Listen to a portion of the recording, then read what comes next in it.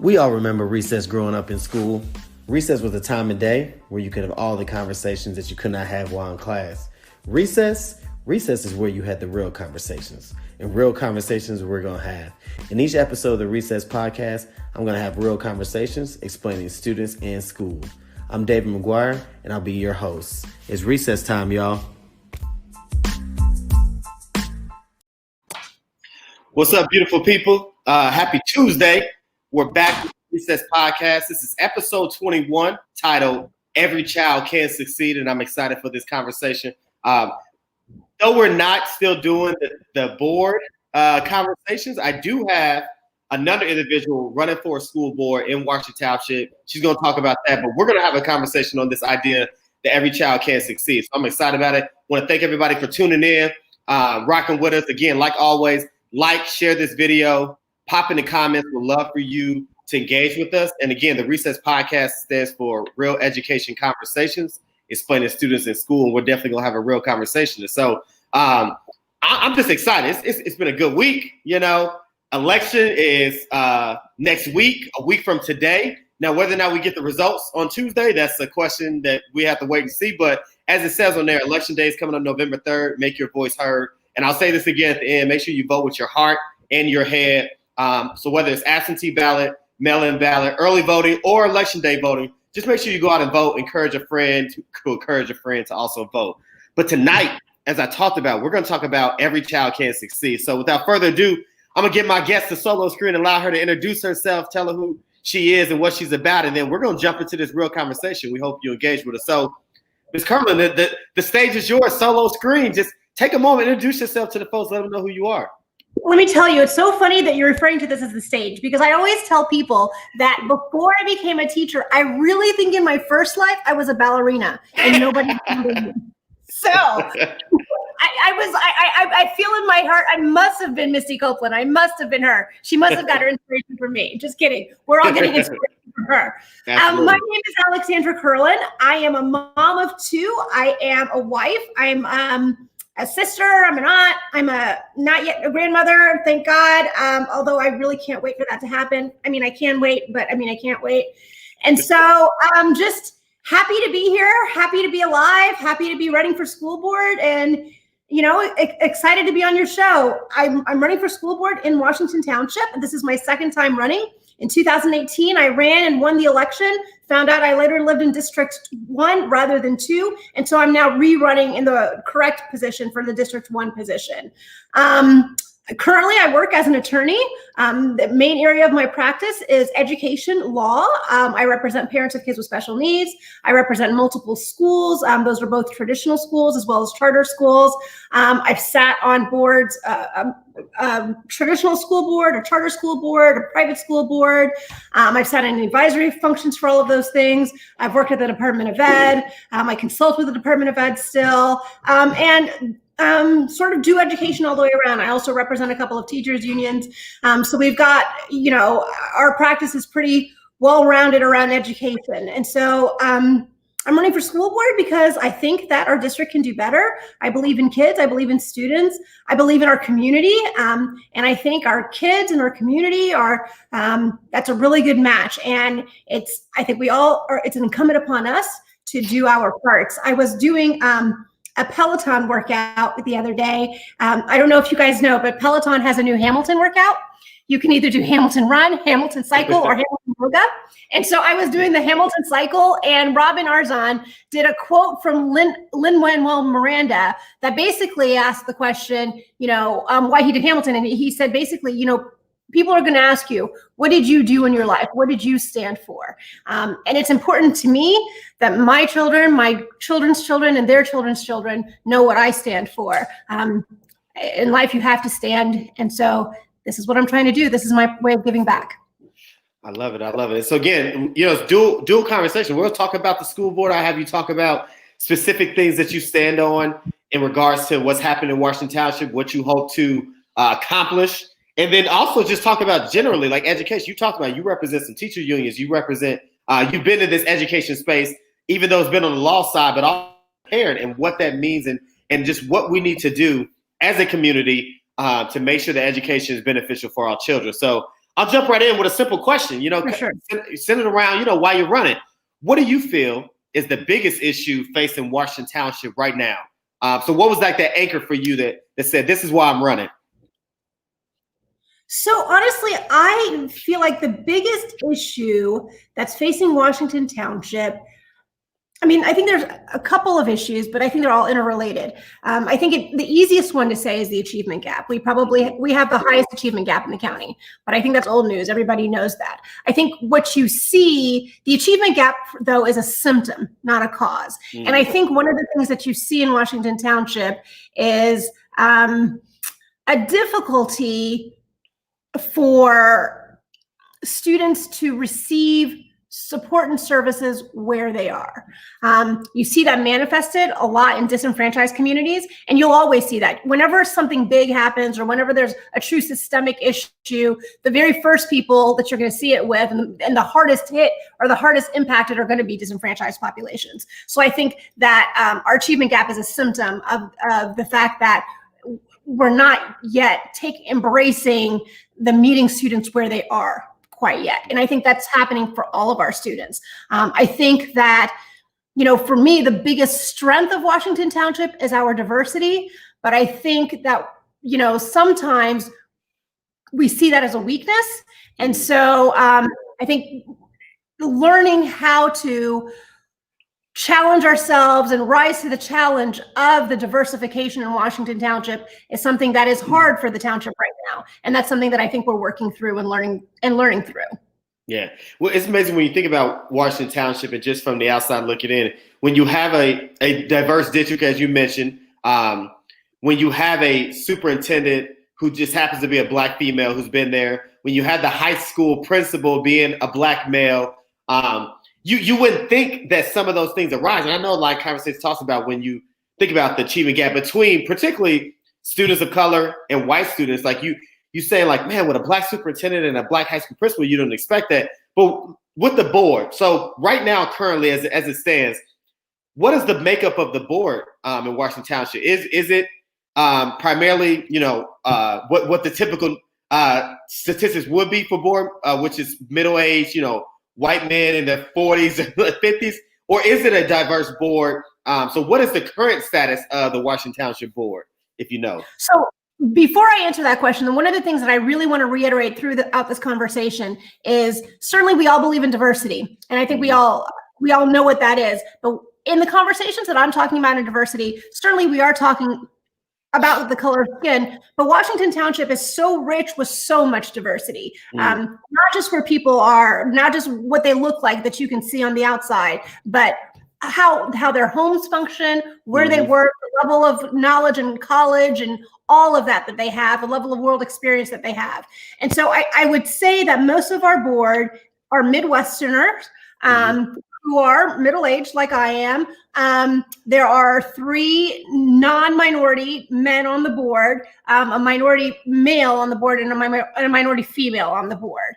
And so I think most of those folks, except for I think one, was born and bred Washington Township, so lived in that area, lived in those areas their entire life. So they've seen Washington Township sort of grow and change over time.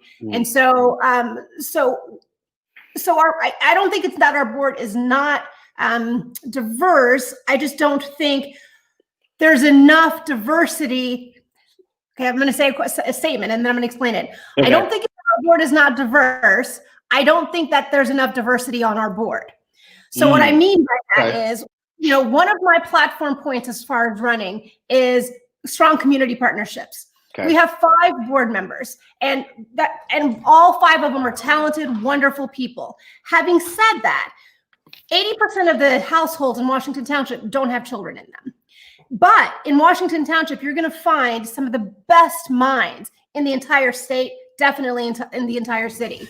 So we have a wealth of information in Washington Township that our schools can and should benefit from. So one of the things that I think that is really important that we need to work on our board in our school district is growing those community partnerships, because even though people don't have kids in our school district, they still have a responsibility to our school district. Absolutely. And indeed, our school district has a responsibility to them. I don't think we should look at it as Washington Township schools. We have to look at it as a Washington Township community. Our community makes us strong, and our schools makes our community strong. It is a tandem relationship. So for me, building strong community partnerships means working with a diverse set of board members, expanding the board in advisory committee capacities that would include administration, that would include teachers, that would include parents, that would include students, so that when we're looking at huge issues, that we have a group, not a group of 35,000,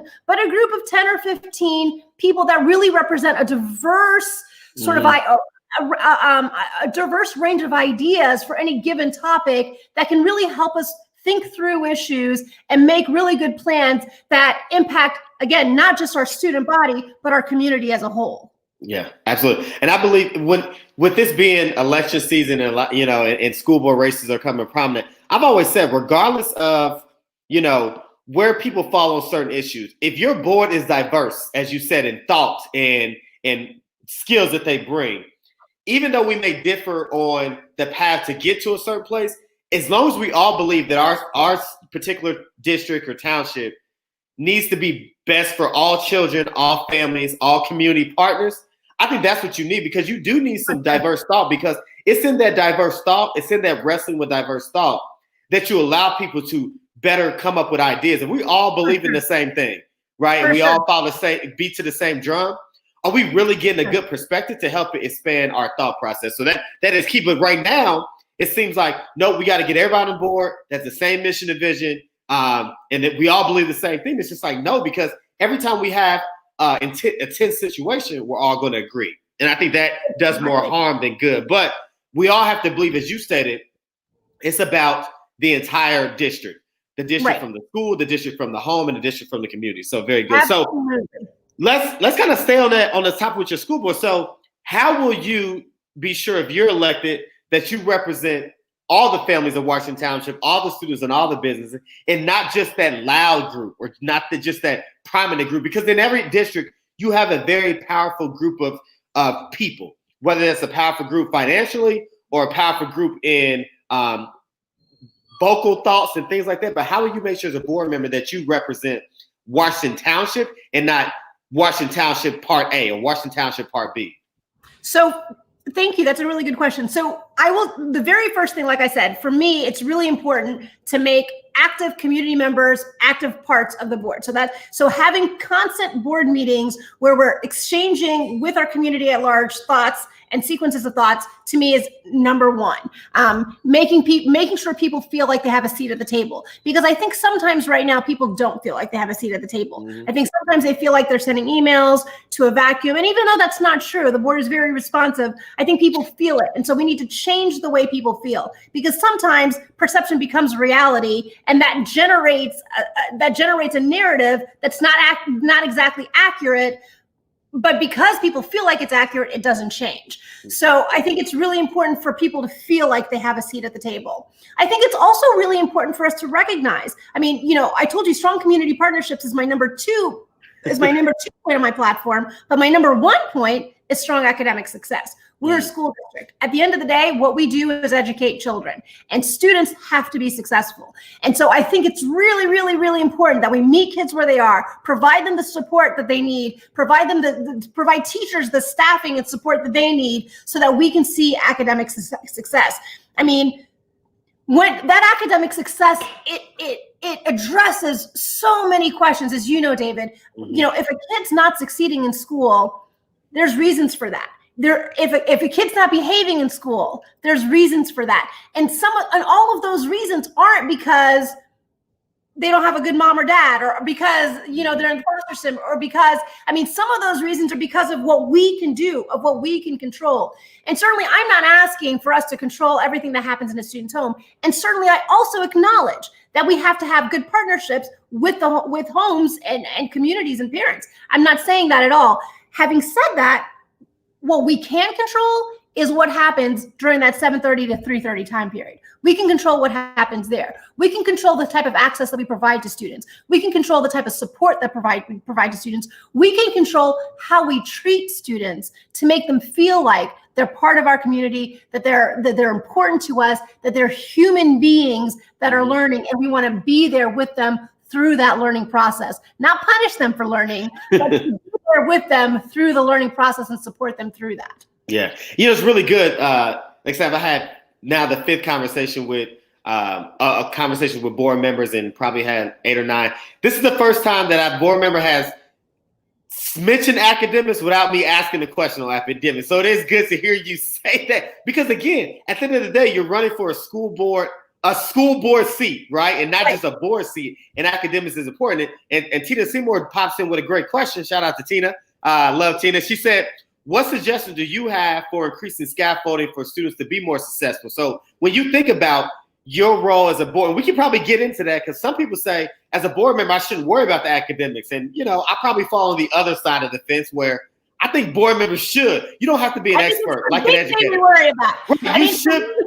You should be asking questions and inquiring about the academic outcome. So how do you see your role, if on the board, ensuring that you're being able to scaffold to ensure that students can be successful? And that's, as we talked about, all students in all the schools in Washington Township. Absolutely. Absolutely. And I'm going to keep reiterating that, just as you are, Mr. McGuire, because again, if I forget to say we're talking about all students, I'm talking about all students. So I want to, I'm going to back up Tina's question or just a little bit.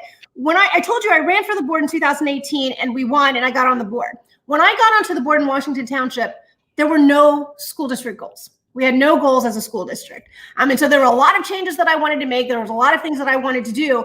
But before I could get into any of it, I had to figure out a way that we could get some baseline data on where we were, so that we could put actual members, so we could actually think about where is it that we want to be, where are we going to put our resources, and how we're going to do, and how we're going to get there, and how we're going to measure that we're going to get there. Because nothing changes without intentionality. And in order to be intentional, you have to really dissect where you are. So I'm really proud of the fact that for the first time in memorable history, that the district has real measurable goals in academics, in community partnerships, in fiscal goals. So I'm really proud of that. And that include diversity and equity. Hi, Allie. My daughter Allie's here. So she's looking at if you see her peeking. Hey, So anyway, so I think that was really important. With regard to scaffolding, I think it's really important.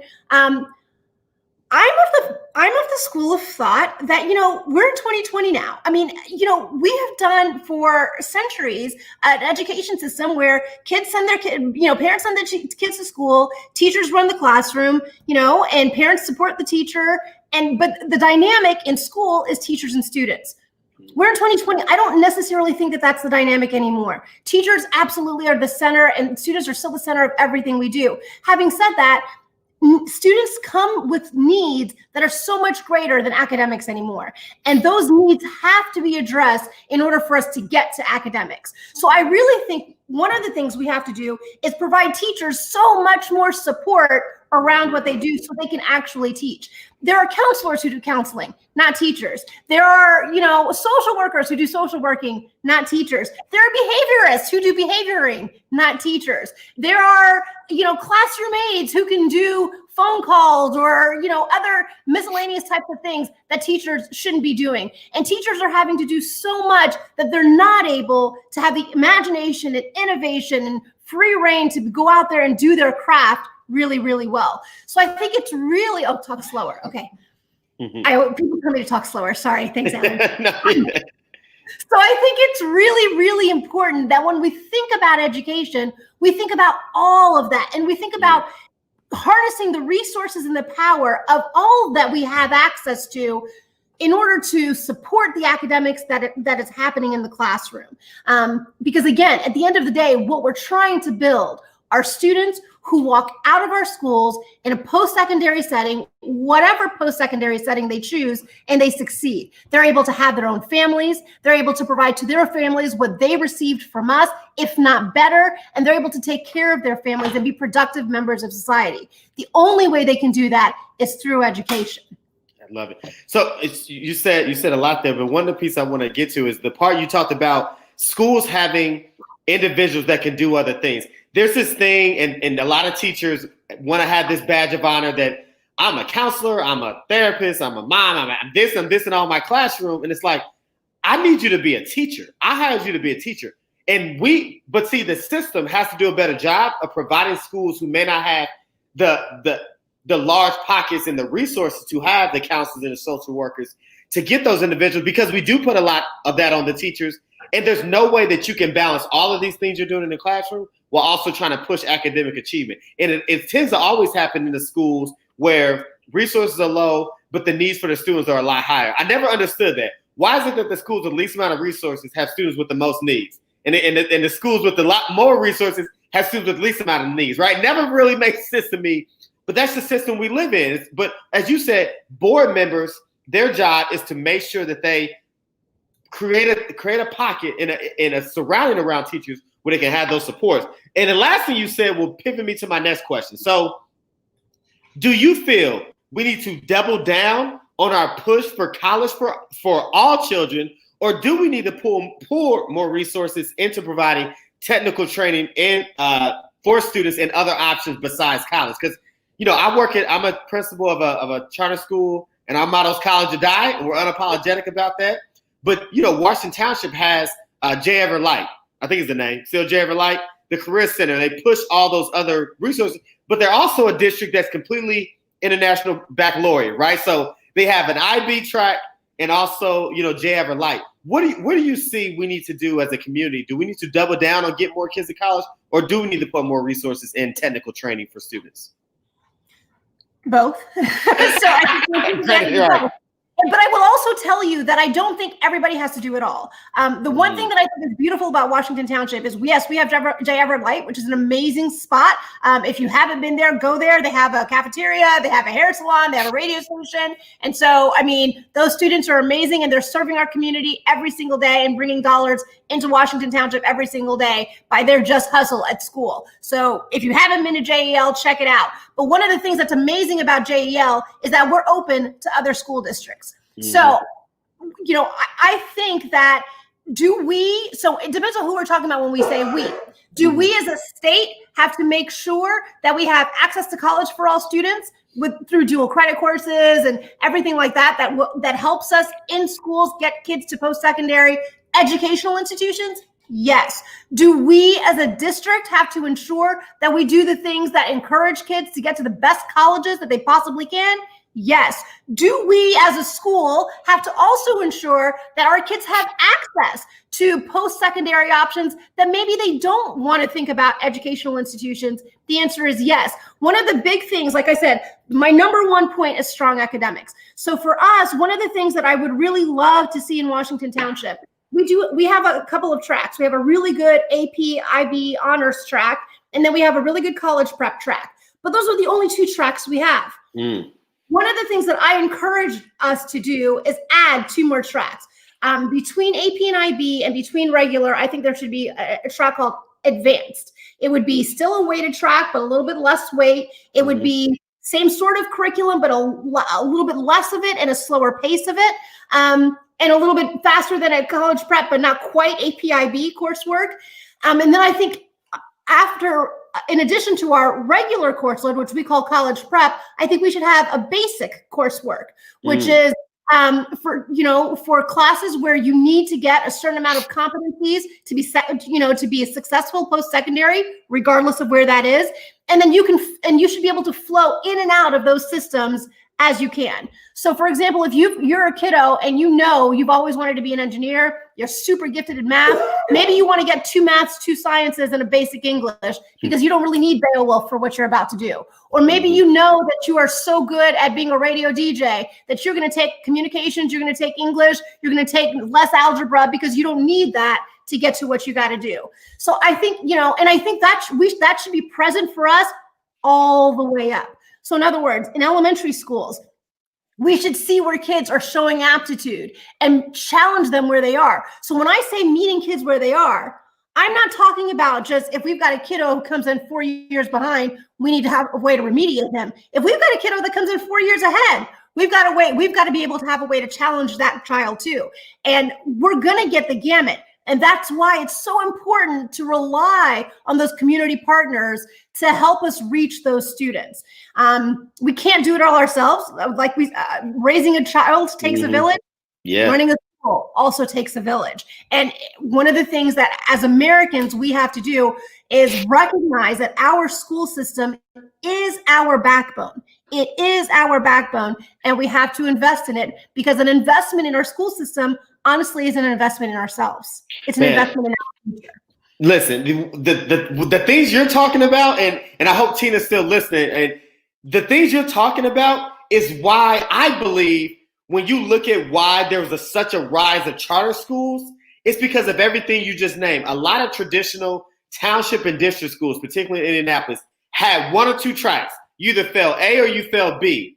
The reason why charter schools became so prominent is because they had what you were talking about, this innovative approach. I'm going to give a student option for track A, B, C, or D, and they can, as you mentioned, they can intertwine in between any of those tracks at any time they wanted to, based off of their needs and where they were at a certain moment. And that is powerful stuff. And so for Washington Township, if that is the direction, if you're elected and you guys go, that's powerful, because again, it is this idea that now you're saying every child can succeed and not just this kid or this kid, where you have most of the kids who, go ahead. And I will say, and I don't want to take anything from anybody, because I agree with you. I do think charter schools are doing a good job of doing that. But I also think there's some traditional schools doing a great job of doing that too. And I will say, there's some charter schools who are doing a really shitty job of doing that. At the end of the day, what we got to do, what we got to do is we all have to think about education innovatively. And if we don't, we're always going to get in this traditional trap of, come in, classroom, teach, leave. If you're bad, you walk out of the classroom, you get suspended or expelled, and you don't ever get to see your potential. And so I think, one of the things that, and I get it, because I'm in education everywhere, and I believe in school choice. So people always hit me with this chartered versus traditional, and that's okay. I don't mind answering that question, but I have to say that I think we're making a huge mistake in Indiana by differentiating between what type of public school it is. At the end of the day, if we get public dollars, I'm not a voucher person. I don't agree with vouchers. And the reason I don't agree with vouchers is because private schools can discriminate. The minute you can discriminate on the population that you've got to take, I don't believe that you should be able to get public dollars. But I do believe in choice. And because I believe in choice, people focus so much on whether it's a charter school or a traditional school. And at the end of the day, it's a public school. And if it's a public school that's getting public dollars, that has to follow all the same laws and rules as everybody else, our schools need to be supported. They need to be supported by the community, and they need to be supported by each other. I don't see any reason why, one township or one charter or one whatever is battling with the other or battling for each other's money or anything like that. Each school district is going to look different. It's going to feel different. The community members are going to make that school different, and that's okay. That's what a community does. And so, I think that that's okay. And I hate the situation that sort of the legislature's put us in, where we're all fighting over the same dollars, because honestly, that's not helping anybody. That's not helping anybody. What I really want us to really more widely think about is it's a public school system. And in this public school systems that we have, as taxpayers, have decided to support, what do we need to make sure that these students get so that we can have productive members of society, so that we're, fulfilling the promise that the Constitution makes to the state of Indiana. Absolutely. And people will say, I grew up traditional township, born and raised in Pike, went to school K through 12 in Pike. Now I lead a charter school. And people say, well, where do you fall? Are you pro-public, pro-charter? I say, listen, and school choice, I am pro-parent choice. That's it. This school, I'm pro-parent choice. I'm letting parents choose what's best for their child. That's where I stand on that. So you said something and you answered one of my questions, but now I'm going to ask another question. So I had an article or a piece from Chalkbeat back in 2019. They mentioned that Indiana spent more than $160 million on vouchers. I think that $160 million on vouchers. I know your stance on vouchers because you just said it, but I want to ask the second question to that. How do you see vouchers, or how have you seen vouchers impacting Washington Township, whether that's enrollment or anything like that? How have you seen the voucher program impacting Washington Township? So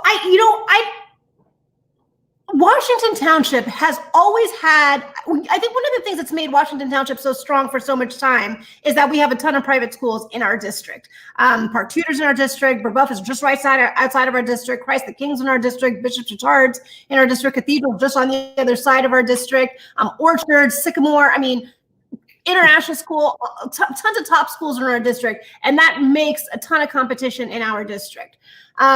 I don't know necessarily that we've lost a lot of kiddos to vouchers. Having said that, the thing that's made it hugely detrimental is that people feel, when the funding scheme changed and vouchers were written into the law, dollars diverted from public schools generally to send kids to private school. And everybody get into those private schools. Some of those private schools, I've had kids at Cathedral, I've had kids at St. Richard's, I've had kids at International School. So we've done the private school route. And those schools, some of them test your kids to get in to make sure they have enough academic aptitude to make it in their schools.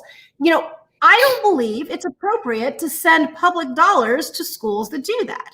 And so I think what's happened with vouchers is not so much that we've lost kids to vouchers, but we've lost faith in a General Assembly that's supposed to support us because they're now diverting our dollars to vouchers. I don't think anybody minds the competition. That's not the issue, but they do mind feeling like they're not supported in the State House. They do mind people thinking that public school is just not worth it. Public school is not worth investing in. Public school is not worth saving. I think that's the problem. And it's created this dichotomy where you've got people on this position, people on this side, and they can't see the forest through the trees. Or how about this? They can't see the kid in the crowd. It's students that have lost in that battle. It's students that have lost, not the district. We've lost money, but students have lost. And so I don't appreciate the energy that it's taken from schools and from parents to, have this battle about private versus public. I don't appreciate that when honestly, the bottom line is public schools should be supported by public taxpayer dollars in a way that is equitable for all students. So let me get this straight. You said can't see the kid in the crowd. Did I get that right? That's right. Good. That's tweet worthy. So those that's listening, we want to say that one. That's definitely tweet worthy. And we'll hear that one again. Yeah, it's students who lose in the battle. I am going to tell my brother that you just told me that was tweet worthy. That is tweet worthy. And as Tina said, it's students who lose in the battle. And that's 100% correct. And Shante said schools should be supported by each other and not fighting. So those that are listening, watching the show, question I have for you, but I want to ask everybody as well. What does it mean for every child to succeed? So those that are listening, again, this is a Recess Podcast. Title of our episode is Every Child Can Succeed. So if you're in the comments, if you're watching, pop in the comments and just answer this question for me. What does it mean for every child to succeed? So I ask you, when you hear that, what does that mean for every child to succeed? Well, I'll tell you this. I think it means something different for every student. And I think we have to know our students and know our kids to know what that means. From, my oldest kiddo, who's super academic, what that meant was, a really high GPA, going to a really good college or getting into a really good college. From there, being able to have access to really good courses and, really good GPAs and thinking about a really good law school. For, my other child who's not such an academic kid, it meant getting into a school that was big enough that she could still be a rah-rah school, that she could go to football games and have that social part of college, but finish those competencies that she needs to be able to support herself in life. For some people, that means, feeling that you can get the post-secondary competencies that you need so that you can have a career in life moving forward. One of the things, when I was on the board, we were looking at positions that we needed in the district, and we posted a position for an electrician, and we were going to pay that electrician $80,000. I mean, if we're going to pay an electrician $80,000, why don't we have an electrician program? Could you imagine coming out of school making $80,000 being an electrician? And there's no reason that can't happen. I mean, they're the most nimble of us all to get up in the attics and crawl around. So, I mean, that is an amazing thing. So allowing people to feel good about themselves, good about where they are, and good about their ability to care for themselves, to take care of themselves and to take care of their own and their families, that's student success to me. That's student success to me. Now, obviously, that's at the high school level. When we go down lower, we're talking about different things. A kiddo who comes home happy about school every day. A kiddo who comes home feeling like, they can handle their homework or that they can go talk to their teachers. That's a kiddo that succeeds. A kiddo who can, maybe go to the bathroom at night without crying and being clogged up because they're scared to go to the bathroom at school. I mean, for every household, that's going to look different. But I think everybody knows in their household what that does look like. And the freedom to advocate for that success for your student, that's success for that family member, which is just as important too. Yeah. Listen, and when I think about every child can succeed, right? I think about those that are in the position, teachers, parents, guardians, community members, that for every child to succeed, we have to make sure that we're doing everything that we can to make sure that children can succeed. Because right now, this world, while they're the future leaders of the world, we're the current leaders of the world. And teachers and administrators and community members and parents, we are the gatekeeper to a child's success. We hold in our hand the key to make sure that child can succeed. And so we have to make sure that we're positioning them in the position for them to succeed. And as you stated, it looks different for every child. Everybody's going to the same destination, and that's prosperity and success. But the road to get there is different. And our job is to make sure that we create a map or put our children on the map that's best for them. I can't put all my students on the same road, because if I do, that's why we lose children. That's exactly right. That's where schools fail. Schools fail when they say, this is our school and this is what we're doing, and so be it. Again, Tinley is college or die, right? And but the college or die means this, and I say this every time. It means that we will do everything in our power to make sure that every kid that walks through our building has the ability to go to college. That if they choose not to go to college, it will be their choice. It won't be the choice of some admissions officer. It won't be the choice of some college admission exam. They will have at our school every tool that they need. And they can say, you know what, Mr. McGuire, I don't want to go to college, but I could if I wanted to. That's college or die. And so when I think about every child can see, it's to make sure that we give kids everything they need to succeed. That's right. And if they don't succeed, it can't be because they lack X, Y, and Z because of somebody else. It's going to be because, whatever. But we have to make sure that we're doing everything we can because we're the gatekeepers. Well, and I just think that you said something that's so powerful. And that is, people don't get the importance of the ability to choose. You know what I mean? The ability to really be able to make a choice. If you decide that you want to go to college, great. If you decide you don't, great. But if you recognize that you have a choice, how powerful is that? To recognize you have a choice. And I think, if you think about it, right now, you and I, we happen to be people of color, so we've grown up as disenfranchised people in this country. And so, and we know what our forefathers fought for, and we know how they talked to us about the fact that they didn't have choices. You know what I mean? So to think that children these days, or children growing up, to teach them that they have a choice and how to use that choice and how to decide, that's real powerful. That's real power. That's real power.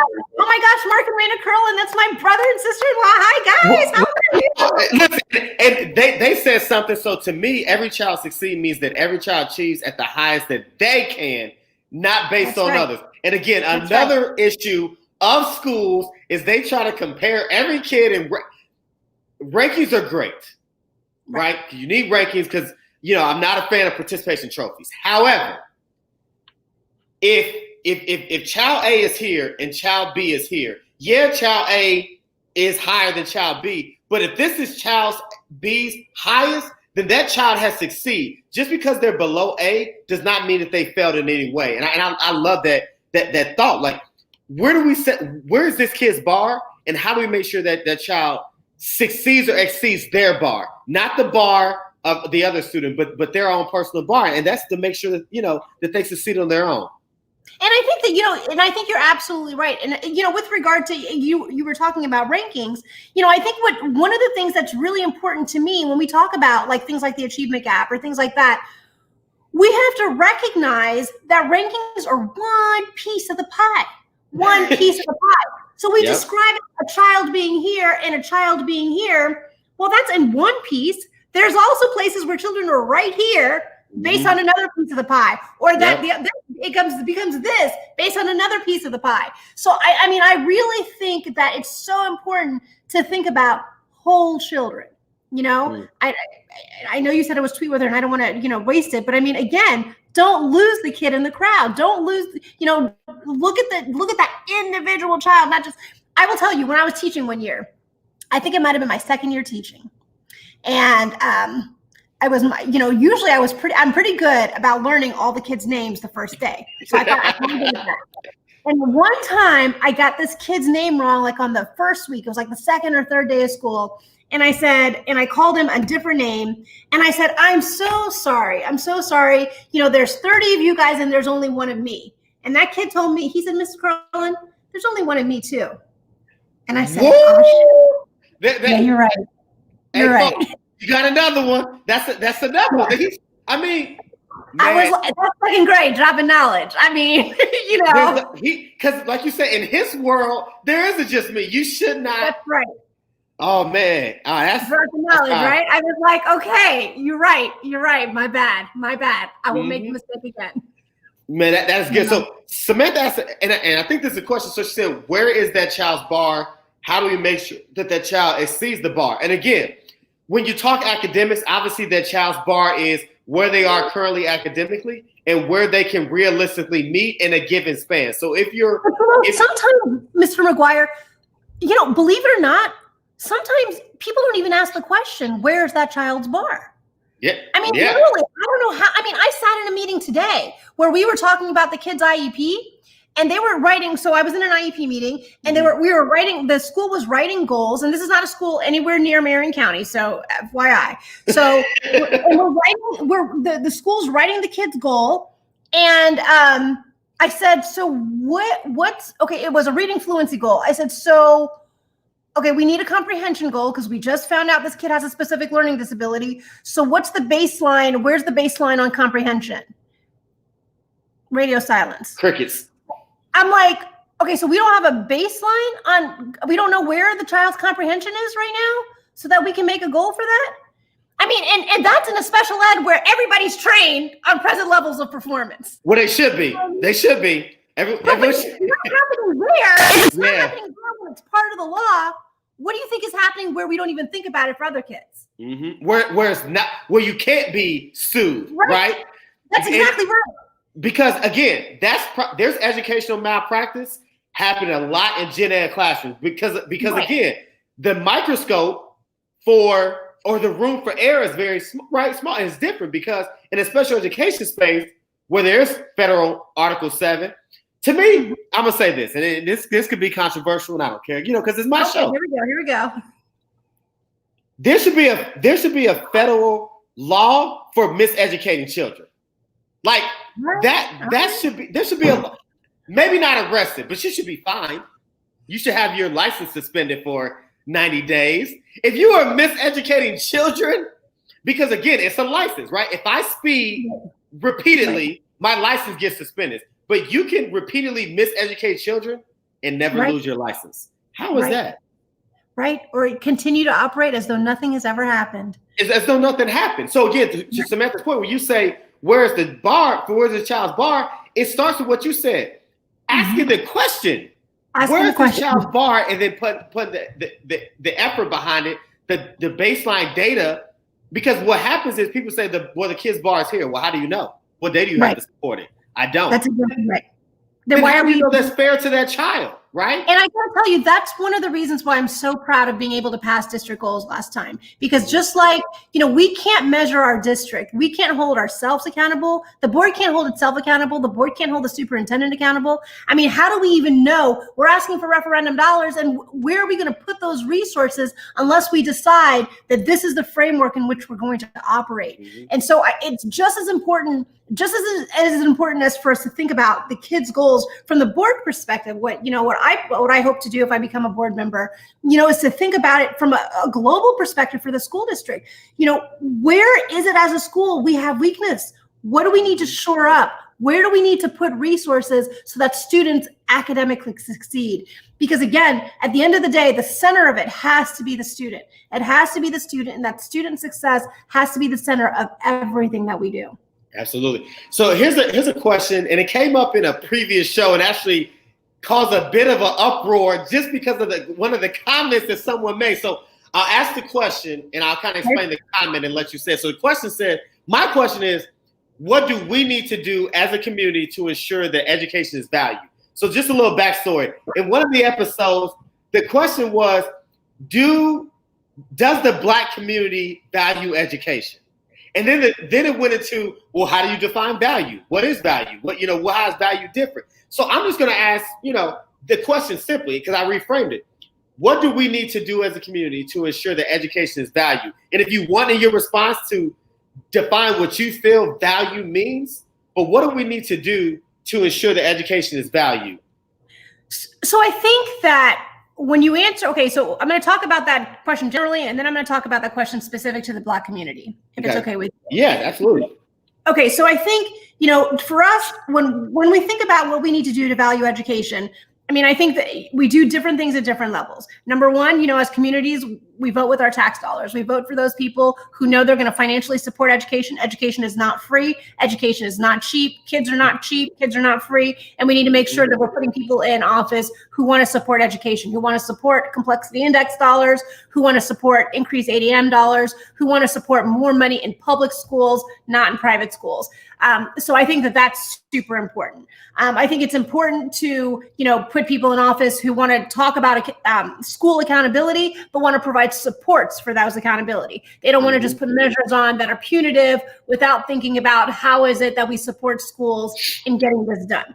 We need to have partners in the legislature, not punishers or not judges or executioners in the legislature. So I think that's super important. I think from a board perspective, how do we value education? We value education by valuing each individual student, by realizing that everything we do as a board, even though we have 11,000 members, it comes down to one. It comes down to one kid every single day, every single hour, every single minute. Whether that's your teacher, whether you're an administrator, whether you're a board member, one kid every day, every hour. And when that one becomes 5, becomes 10, becomes 20, becomes 30. And I think that that's important. From a parent perspective, providing the child the resources and things that they need to be able to come to school every day and learn to the extent that you can, making sure that they're fed, making sure that they sleep, making sure that they have the support that they need to get the homework done and to get the practice at home that students need to succeed. I think that is hugely valuable. I think one of the things that people don't recognize about the Black community is that for generations, our community has not received equal opportunities. And so, I'm not at work right now, so I don't have some quotes in front of me, but I recently have done a lot of work and have had to really review the Brown versus Board of Education case. I don't know if you know, but the Brown versus Board of Education case took place in 1954. So we're talking less than a century ago. We're talking about when, our people that we know were in school. Our parents were in school at the time the Brown versus Board of Education happened. So when we talk about whether the Black community values education, think about the type of education that they've seen and the systems that they've been in coming up and what they've been taught about the expectation of education, the results of education, and what happens when you're educated. If for some people, education is a school to prison pipeline, which it has been for the last 4 decades, of course, you don't put a lot of stock into what's happening at school. If your teacher every day is sending your kid out and wants to not help your student, of course, you don't put a lot of value in that type of education. If you're every day working hard to make sure your kid is in school, doing everything you can, and all you're getting is, resistance or, condescending tones, then of course you don't look like you value education, because nobody can work in a hostile work environment.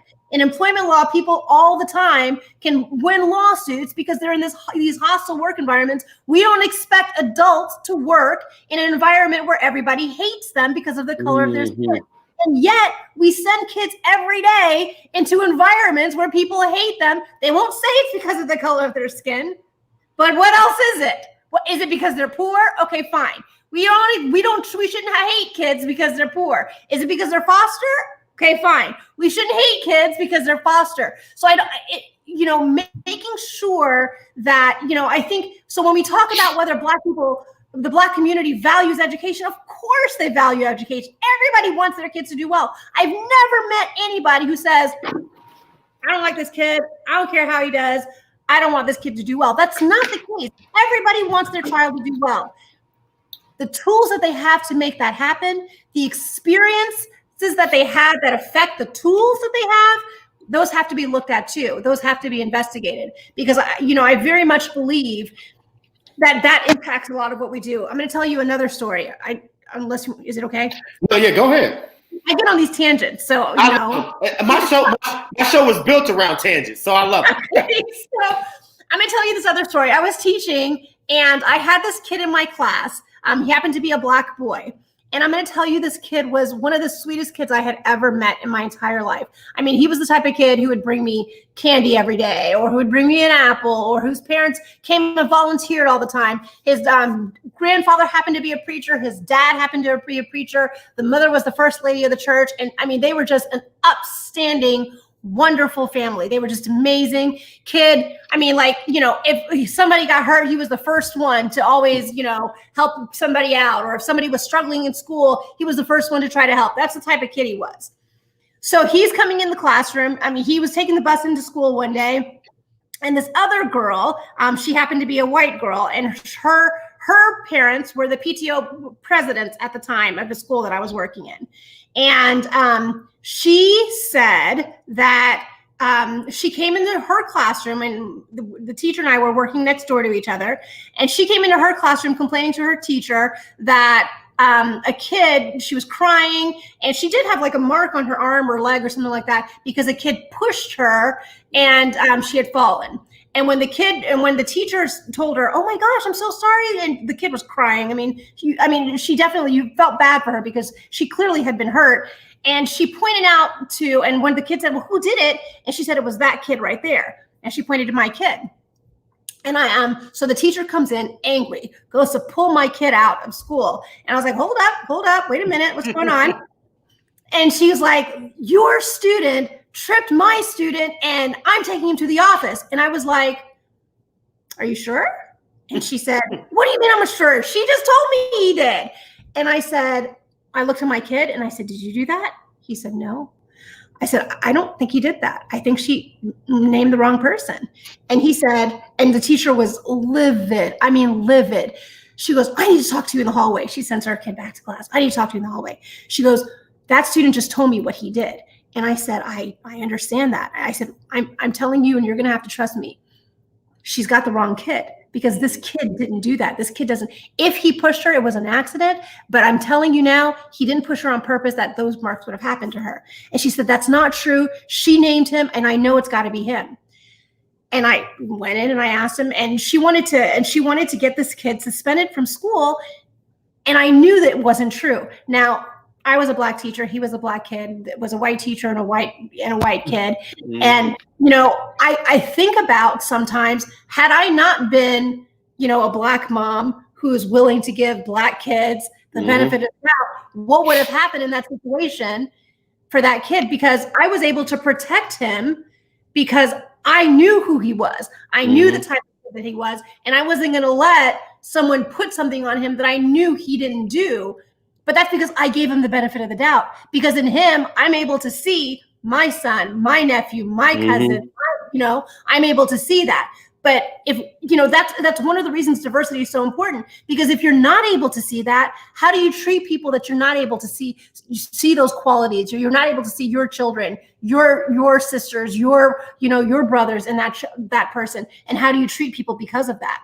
So I thought that, so I don't remember the exact question that you asked. It's about the value, but you hit on something, because I want to get to two things and shout out to Auntie Toya. She said two things. She said, it's not that I don't value education, it's that I don't value the people who teach them. Then she also said, it's not that I don't value education, it's that I don't value some of the schools who teach them. And them meaning, and I'm going to speak for me, particularly Black children. One of the things that I've strived to in my evolution as a principal, educational leader, community leader is, what type of school am I leading? What type of educator do I want to be? They talk about the value of Black people and how they feel about education. But I want to make sure that I surround having my school educators, Black or white or Latinx or whatever, who see the value in children. And for my school, particularly Black children. And I also want to have a school that values Black children as well, because that's what's important, right? You said it. It's how we see them. Because again, I'm not saying that teacher was a racist, but had they seen that Black child and knew that child the way that you see them, they would have not jumped to the conclusion to automatically believe a child, because kids tell fibs or kids mix things up just like adults do, right?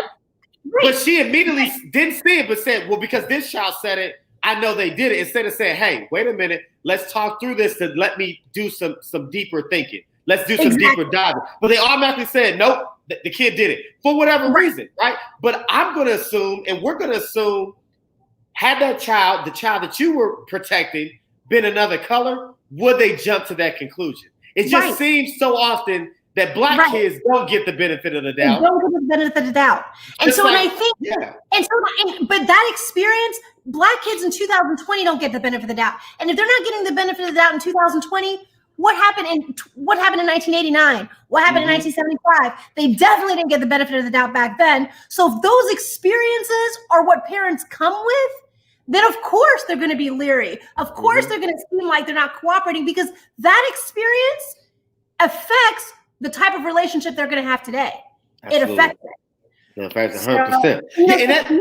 But that comes down to, in that particular situation, it happened to be a Black boy that I was protecting. But every student deserves that benefit of the doubt. Every student deserves that benefit of the doubt. Students have to be the center of what we are. We certainly want to protect that kid that got hurt. She doesn't deserve to be hurt in school. We have to make sure that kids come in an orderly fashion, and no student should ever be, pushed or hurt, or she's getting scratched, and she needs to be protected too. But that doesn't mean that, we have to rob someone else's rights or make someone else feel lesser than they are because of that. I mean, we have to protect both students in that scenario. 100%. And so we're getting close to our hour. And so I'm going to ask this question as the closing, but in that, if you could answer this question and then just kind of close us with what we talked about, but also, like I said, election day is November 3rd, and you're in a tight race to win a seat on the Washington Township School Board and do some of the things you talked about. So one of the things that has made me sick, and Shantae's still on here. We kind of talk about this all the time. What's up, Aunt? Thanks for tuning in. One of the things we always talk about is these school board races this year. I don't know if it's just this year. It's always like they're just so political, and it's making me sick, right?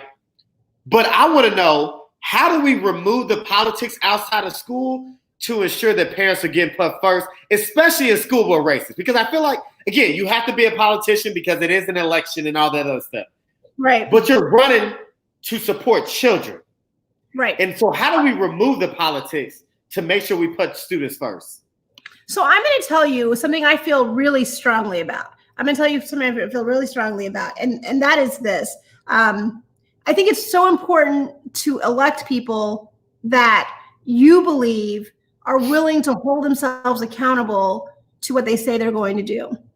I went in 2018 ready to, and when I went in, I was talking about the achievement gap. And I'm going to tell you the type of hate that I got talking about the achievement gap was, the type of hate that I got talking about the achievement gap. And every single platform point I ran on is now the opposition's platform point. They literally took my entire platform and it is now their platform. They took your blueprint. But guess what? Is that something that I should be mad at, or is that something I should be proud of? Because at the end of the day, what I told people last time, and I'm going to tell people this time too, there's nothing special about me.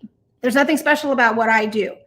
Somebody's got to be willing to go out there. Somebody's got to be willing to take the bullet. Somebody's got to be willing to stand up and fight and talk about what is right in this world and what is right for kids. I can't do what Biden does. I can't do what Kamala does. I can't do what, our great politicians do.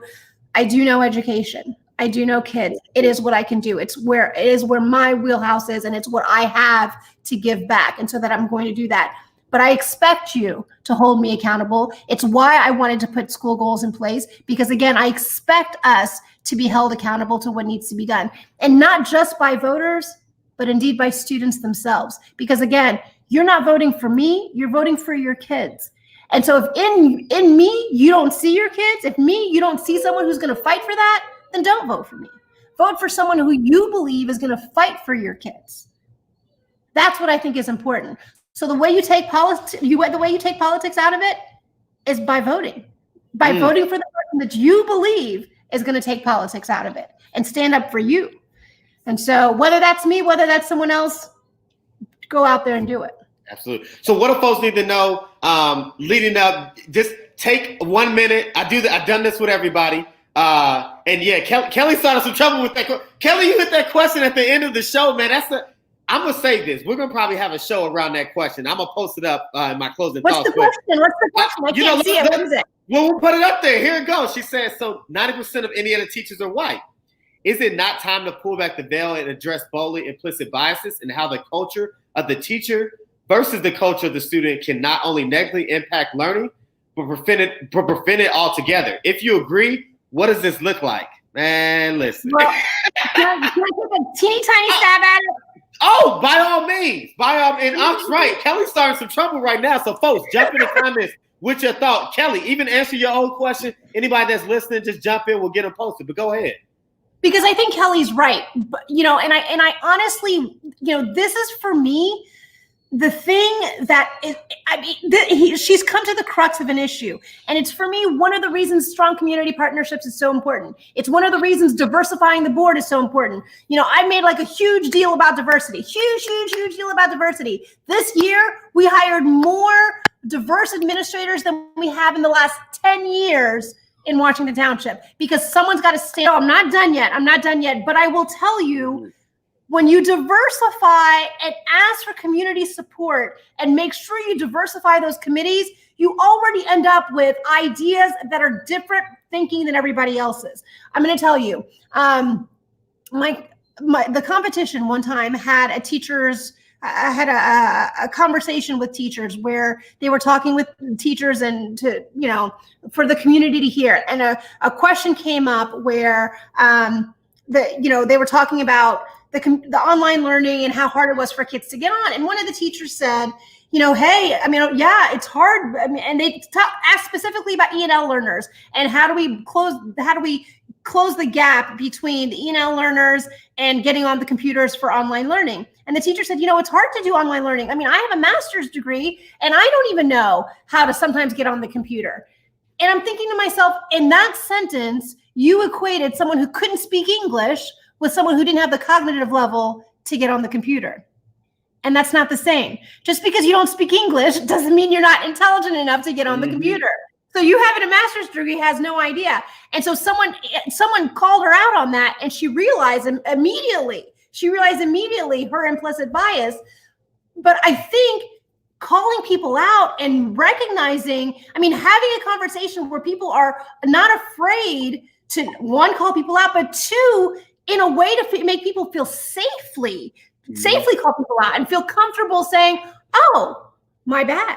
you know what? I didn't think about that, how I said it. Let me rethink. Because I've said stuff like that too, where I, put your foot in your mouth and you don't recognize what you're doing. It's not because you're racist. It's not because you're, you think you're better than anybody. You just say it badly sometimes, or sometimes you even believe it badly, and you just need someone to point it out what's going on.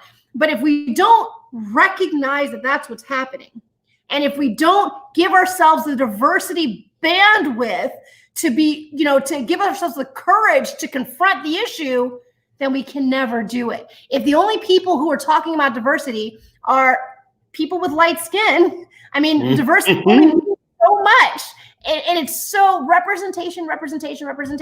It's so important for students to see themselves in the curriculum, in the history. What was so powerful about Hamilton or about the 1619 Project, when I read the 1619 Project for the first time, it was the first time that I ever saw myself or my father as a founding father.